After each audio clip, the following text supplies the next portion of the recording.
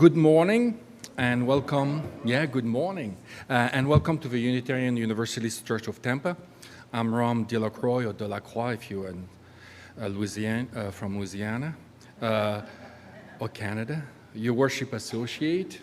I've been a member of this church for 17 years, so that's officially make me old, and a proud UU for I think 25 years.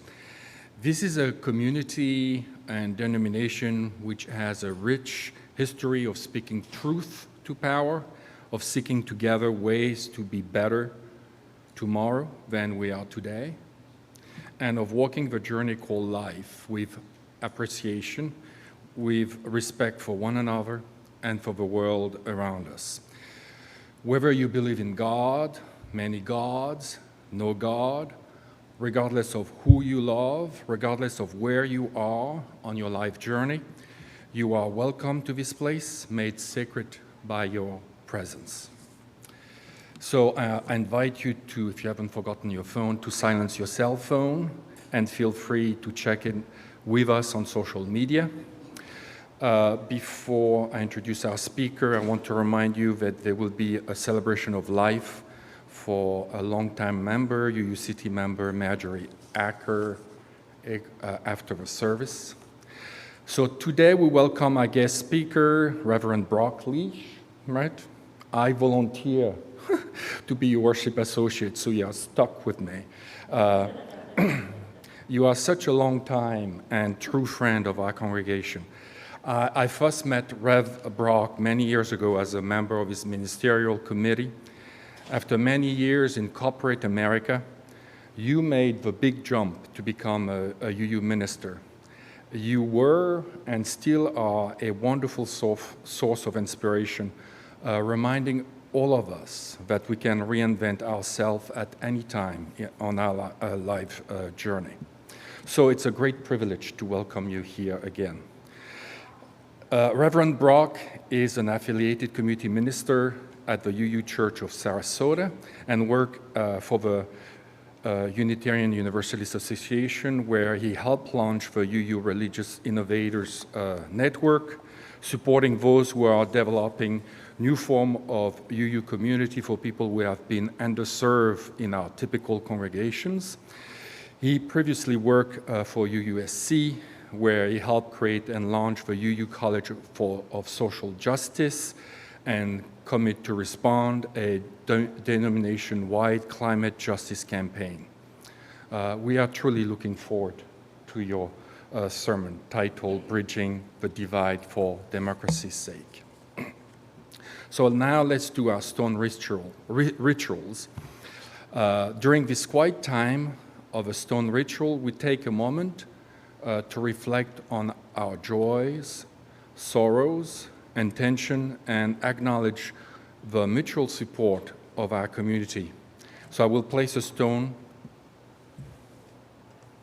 for joy, a sorrow, and an intention.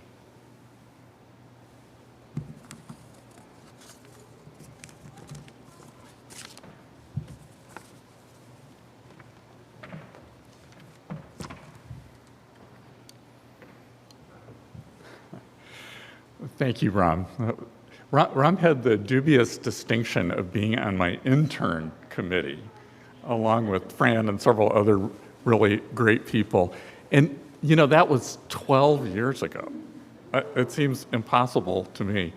But I just want to say good morning. It is delightful to be back with you and to see so many people that I know and love. This was a transformative experience for me being here as an intern, being able to kind of test out my sea legs in ministry. And you all as a church could not have been more supportive, more loving, more generous in spirit. So it's great to be here. I was thinking of you as a community when I selected this reading from Ken Patton. We arrive out of many singular rooms, walking over branching streets. We come to be assured that brothers and sisters surround us, to restore the images to our eyes. We enlarge our voices in common speaking and singing. We try again that solitude found in the midst of those who with us seek their hidden reckonings. Our eyes reclaim the remembered faces, their voices stir the surrounding air. The warmth of their hands assures us, and the gladness of our spoken names.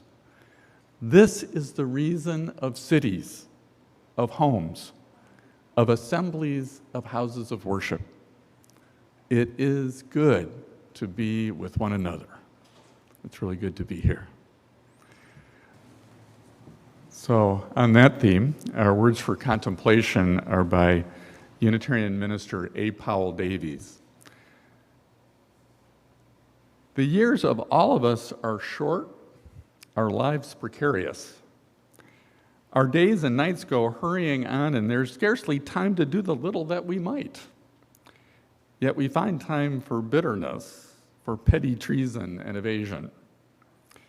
What can we do to stretch our hearts enough to lose their littleness? Here we all of us, all upon this planet, bound together in a common destiny, living our lives between the briefness of the daylight and the dark. Kindred in this, each lighted by the same precarious, flickering flame of life, how does it happen that we are not kindred in all things else? How strange and foolish are these walls of separation that divide us? So, I invite you to take a moment, relax yourself in your seat, put your feet firmly on the floor, and join me in a moment of silent reflection, meditation, prayer, as is your preference.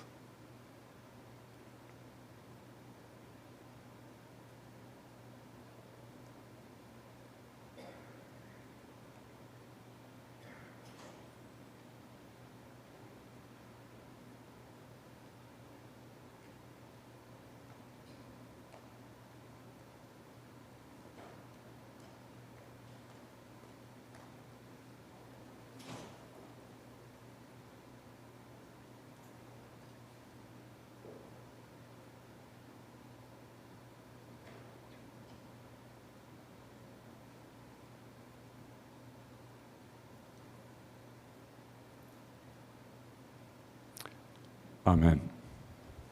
Our reading this morning is familiar to many of you, I think. It's A House Divided by Abraham Lincoln. It's from a speech that he gave at the Illinois Republican Convention in 1858 as he launched his first failed campaign for the Senate. And it was a time when the pro-slavery movement was actually expanding across the whole country, into the north as well as to the south. It was a moment not unlike this one, and he was naming an ugly reality that not everyone was really ready to acknowledge. He said, "A house divided against itself cannot stand. I believe this government cannot endure permanently half slave and half free. I do not expect the Union to be dissolved. I do not expect the house to fall. But I do expect it will cease to be divided. It will become all one thing or all the other. Either the opponents of slavery will arrest the further spread of it and place it where the public mind shall rest in the belief that it is in course of ultimate extinction, or its advocates will push it forward till it shall become alike lawful in all the states, old as well as new, north as well as south."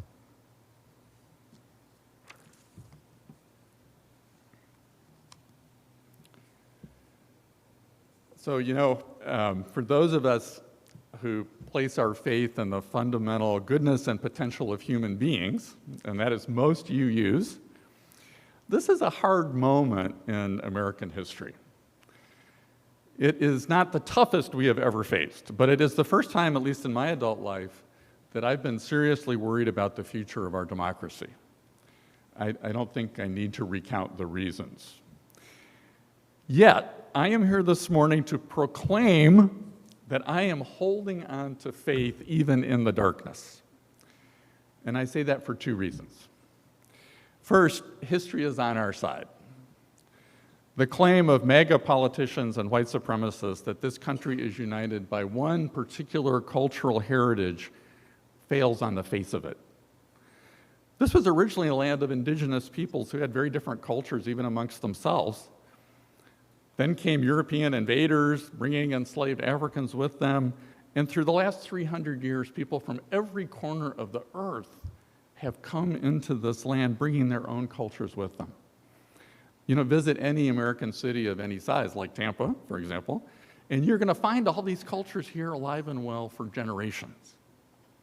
So to claim that there's one true American culture that happens to be white or fundamentalist Christian or male-dominated, or that 250 years of American social and economic progress has been brought about by this group alone, you know, it's downright laughable if it were funny. The second reason is that underneath all this divisiveness, we are drawn together by some common human values.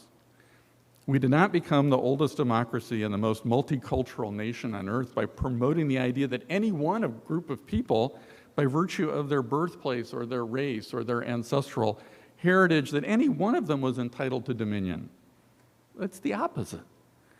We got that way by upholding the promise of the American dream.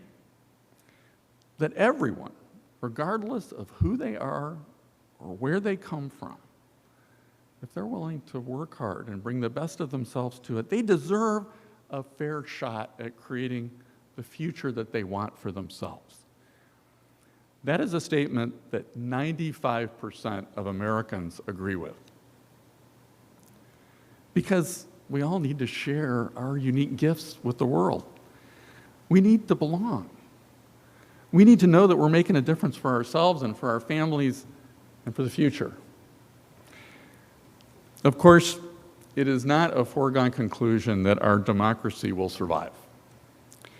Throughout our history, every time new groups are on the cusp of more freedom and inclusion, there's been angry resistance from people who are fearful for themselves and their future. And right on cue, those fears were exploited by so-called leaders who justify their naked self-interest by proclaiming themselves saviors. Yesterday's Confederacy is today's CPAC.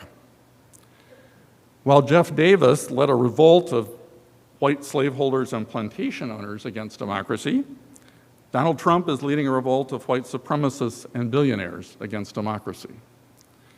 It is not very different. What is different is the demographic makeup of America, which is far more diverse than ever before. And at least so far, all of us have access to media and tools for organizing and for leading change at the grassroots that were not even really imaginable even 20 years ago. But I want to make the case that we cannot build a flourishing democracy by using the demagogue's playbook. When we're reduced to fighting simple-minded ideological battles or fear-mongering, we are playing to our opponent's strengths. Moreover, as Lincoln said, a house divided cannot stand. We can't save democracy by spending all of our energy trying to knock down one side of the house. Instead, we have to shore up the whole house. We have to strengthen the foundations. We have to add more rooms. We have to install wider doors. We have to prepare it for climate change. We're only going to save our democracy by ensuring the American dream remains open to everybody. And to do that, we have to address the real needs of the majority of Americans across cultures. We have to focus on their own leadership and their work together to create solutions at the grassroots, community by community, because really that's the way all lasting social change happens. And I know you're doing that here in this congregation. But I think we, as progressive people of faith, have a pivotal role to play in bridging that divide. Most of my professional life has been spent leading change in corporate, nonprofit, and religious settings. And I've had some successes, and I also have some scars to show for some of my failed attempts.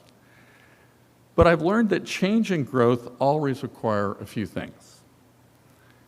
I've learned to collaborate with people who bring diverse talents and perspectives because the work inevitably gets better. I've learned that every one of us is capable of change. We can broaden our views, we can change how we interact with the world. But to do that, we need to actually experience different people, their circumstances, their cultures, their ideas. We cannot do it in our heads alone, individually. And I've learned that we need to be part of a whole diverse community of people that together have the creative power and bring about the change we need. That happens locally long before it happens in Congress or in the Oval Office. My work for the Unitarian Universalist Association is about supporting religious innovators. Now, these are people from different life stages and cultures who have different ideas about what a Unitarian Universalist community could be like. You know, they identify with our shared values, our history of advocating for social justice, but not necessarily our 16th century sort of style of doing church. Some of them are young adults who don't get why you need to go someplace on Sunday morning to have somebody preach at you for 20 minutes, like I'm doing right now. Others are people from different cultures, those who grew up in the black church, for example, who miss the emotional, spirit-moving environment they grew up in. The good news is that these folks are creating some interesting and viable ideas. One young man has created a spiritual community in virtual reality that's attracting a couple of thousand participants a week. And there are people from all over the world, by the way. Others are starting brew pubs or organic farms that double as religious communities. There's even a recovery center that's also a UU community. Black Lives of Unitarian Universalism, or BLUE, has created a national virtual community specifically for folks of African descent. Really done a great job with that. And now they're looking for congregations to host chapters locally. Blue Havens and Blue Harbors are the names of those. Now, our congregations, speaking generally, desperately want to attract young adults and become more multicultural. But for a lot of us, the notion that we would intentionally host new communities for people who aren't present, that we've centered their ideas and their leadership, that's a pretty radical idea. So a couple of years ago, I enrolled in a doctoral program at Boston University to research how we might support our congregations on the journey to becoming more multicultural. I started by interviewing ministers of congregations that were purported to be multicultural. And just to learn, how they got that way and what kept them going that way. And I learned a ton.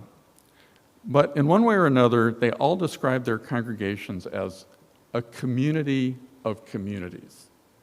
If you know Paula Cole-Jones, that's her language also. They might have a vibrant young adult group that has its own programming. They might have an African American group that does their own form of small group ministry, like Blue Haven. They might have a religious education program where teens take charge of teaching the younger kids, which is kind of a revolutionary model that's working in some places. But all of them celebrate and grieve and work for justice together. These are vibrant places where people from different life stages and cultures feel they belong. They can identify with other people like them, and where each group is valued for what it brings to the larger whole. For me, these congregations represent what our nation can become and what we as Unitarian Universalists can help demonstrate. So this reminds me of the Japanese exercise of the enso, a circle hand-drawn in a single fluid brushstroke. The enso creates a place for belonging, but it's incomplete. It's left slightly open as an invitation to everything beyond it. No two ensos are the same. They're imperfect and unfinished, reflecting the moment and the movement of the creators. And that's what draws us in. They say, a perfect circle is uninteresting, a closed system containing nothing. while an imperfect one vibrates with warmth. It invites us into the moment of its creation, into that single deep exhalation as the hand arcs through the air, the brush over the paper. It is open, human, fallible, an expression that is of soul. It seems to me that instead of trying to draw one complete, all-encompassing circle of culture or political thought, we need to be fostering more circles and bringing them into contact with one another. To save democracy, we need to be building a community of communities. And to do that, we need to be more competent in encountering people from different cultures and worldviews. So as part of my doctoral research, I have discovered that there is a whole science behind developing intercultural competence. And the best known tool for assessing it is called the Intercultural Development Inventory. Now, like other measures of human development, it recognizes that people are starting from very different places on a continuum, moving from a monocultural mindset toward an intercultural mindset. And the difference really is mostly one of starting point. People with a monocultural mindset tend to experience the world mostly through their own cultural lens. People at the intercultural end of the spectrum are able to understand their own culture and others, and they appreciate the values in all of them. They break this down into 5 orientations that describe a person's dominant approach to engaging with different cultures. People with a denial orientation either deny or don't see significant differences in cultures and choose to avoid or withdraw from them. That may be because they've never experienced different cultures. People with a polarization orientation apply dualistic thinking to different cultures and make overriding value judgments about us versus them. They see some cultures as inherently superior to others. And that can work 2 ways. Some people may see their own culture as superior. Some may see their culture as fundamentally bankrupt. Either way, it's polarization. People with a minimization orientation recognize that there are important cultural differences and they aren't judgmental about them, but they tend to downplay those in pursuit of common values. This is summarized by the feeling many of us have when we say, why cannot we just get along together? We recognize their cultural differences and we appreciate them, but don't really want to deal with them. People with an acceptance orientation accept that there are different cultures and that they have positive aspects that are valuable and that we'd be well served to understand them so we can work together for our mutual benefit. And people with an adaptation orientation just become very fluent in adapting how they engage with people from different cultures in a way that reflects an understanding of them and helps develop trust. So the distribution of these orientations is actually a bell curve. So I imagine that most of us in this room have a minimization orientation, since that's the most frequent one. And it's unfortunately named because the world would be a pretty great place if everyone had a minimization orientation. Because, it's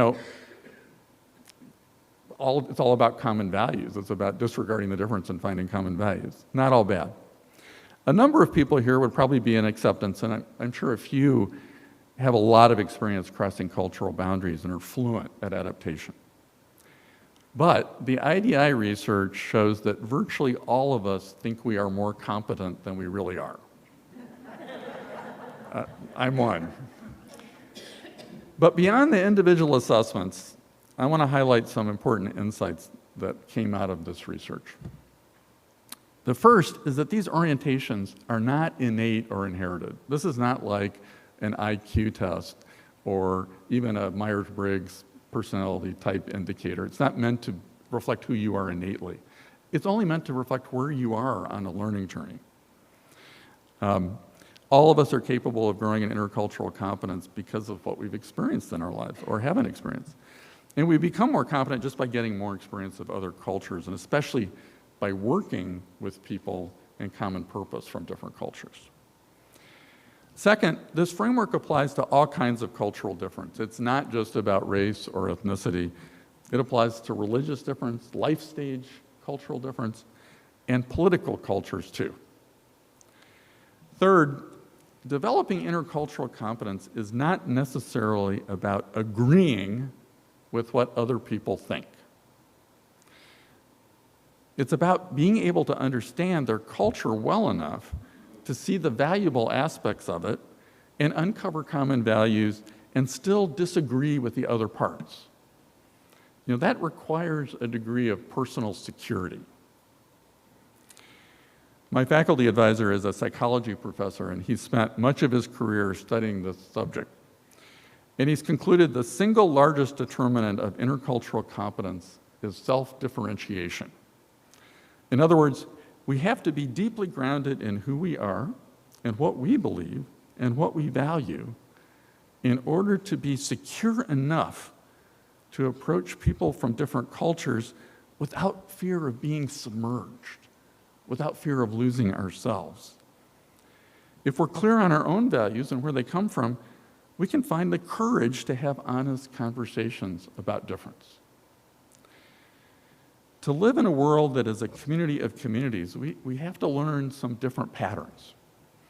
And to borrow a metaphor that's especially relevant to many of us who live in Florida and are subject to road work, this is like the adjustments we need to make in going from signaled intersections to roundabouts. We are all comfortable with conventional intersections because we know the rules and not much is demanded of us. We don't have to pay any attention to what other people are doing. We can just stay in our own lane, staring straight ahead, waiting for the light to turn green, fuming about all those other people who are creating the traffic problem. But in approaching a roundabout, we have to slow down and look around.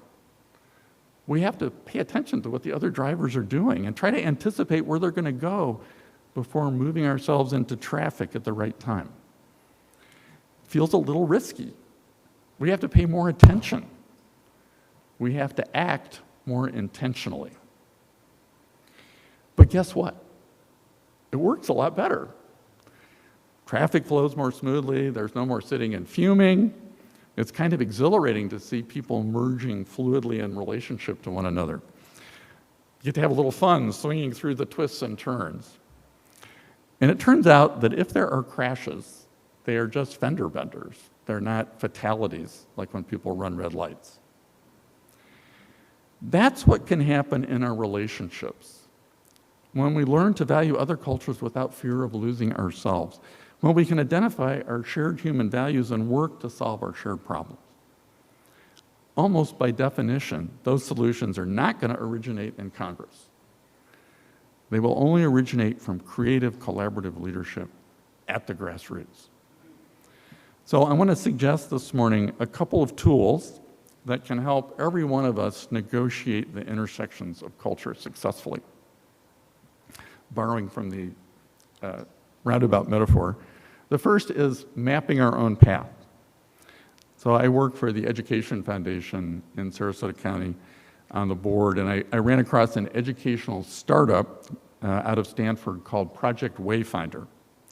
It helps kids identify their purpose in life.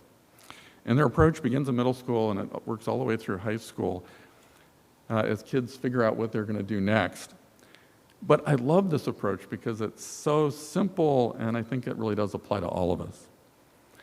They define purpose as the intersection, the next slide, there we go, as the intersection of what I do well, what I'd love to do, which is not necessarily the same thing, and what matters to me. If we're quiet long enough, we can sometimes hear that small, still voice that calls us to purpose. But usually our process of finding that intersection is experiential. We have to experience ourselves in different circumstances, be exposed to different ideas, different people, to learn what we do well and what we love to do and what matters to us. And that is a lifelong process. But the more time we spend locating our purpose, the more self-differentiated we are, and the more confidence we have in encountering people from different cultures. Next is entering the intersection. Encountering people from very different cultures or worldviews is inherently uncomfortable. Entering unknown space and risking conflict, triggers a little adrenaline. One of the ministers I interviewed told me about her method for overcoming that. When somebody says something that she considers just outrageous, she responds with, "Wow, that's amazing what you just said.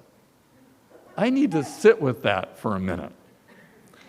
And she gives herself 10 seconds to let the fight or flight impulse pass. And then when the adrenaline has subsided, she adopts a curious posture. She asks questions like, "Tell me why you feel that way. What led you to that view? What experiences have you had related to this? Why is this so important to you? What do you think is really at stake here? Is there something you fear might happen?" And her experience is a lot of times people have never thought about the answers to those questions. It stops them and puts them in a reflective mode a little bit. So this approach of responding with genuine curiosity, seeking to understand what's underneath, it helps dissipate the fear and discomfort for everybody. And that leads to the next step, which is paying attention. Paying attention to what is valuable and held in common. Remember that being interculturally competent is not about agreeing with everything you see in a different culture. It's about being secure enough in our own grounding so that we can identify the truly valuable parts of it. If we can locate those and acknowledge them, chances are good we can open up a conversation about the basic human values that we share.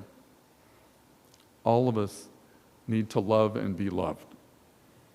All of us need to feel we belong. We need to be part of a family or community where we can become our best selves. All of us need to believe in something larger than ourselves, and for most of us, that's other people or the larger community of life on the planet. And the vast majority of us believe in the promise of the American dream. These common values, though, get lost in all the ideological hype unless we spend the time to locate them. The final step is proceeding with intention. Once we've located common values, we have a starting point for identifying real problems in our communities that we can solve together. If we suspend our preconceived notions about what the solutions look like and center the diverse perspectives and talents of the people that are affected, we can come up with better ideas. This is a process of going on a learning journey together to figure out who is affected and listening to their needs and working together to brainstorm solutions and trying them out and iterating a few times till we find some that work. You know, that is the practice of design thinking that's practiced in almost every other sector of our society except for the political one, where we are mired in a binary world. And by the way, it's also the essence of community organizing. So to help you get started, I have created, no obligation here, but I have created a handout which you can collect at the table out in the lobby when you leave. That's just got a few little exercises that you might want to do in your spare time. And if any of you are watching this via YouTube, you can just write me at brock.leach@icloud.com and I'd be happy to send you a copy. This is a moment when our democracy really is in danger, but we're not going to get through it by waging a social media battle to the death from one election cycle to another in the hope that the next president or Congress will save us. We're only going to get through it by finding a way to bridge the divide and shore up this house, making it larger, making it more welcoming, making it better prepared for the future. What if instead of playing by the demagogues' rules, we focused our energy on building an infrastructure for democracy for the long haul that encourages people to work across culture and solve shared problems? One that lifts up the solutions that are working, one that ensures every single American has the possibility to pursue the American dream. I believe you and I can foster intercultural competence in ourselves and in one another. We can work to make this congregation a community of communities. We can show the way in working with people across the whole Tampa community to make all our lives better. When we do, we will find our lives are enriched. We will help to bridge the divide, and our democracy will begin to thrive anew. The flame in our chalice, let us rekindle the power of love in our lives and proclaim the truth that we are all in this together. May it be so.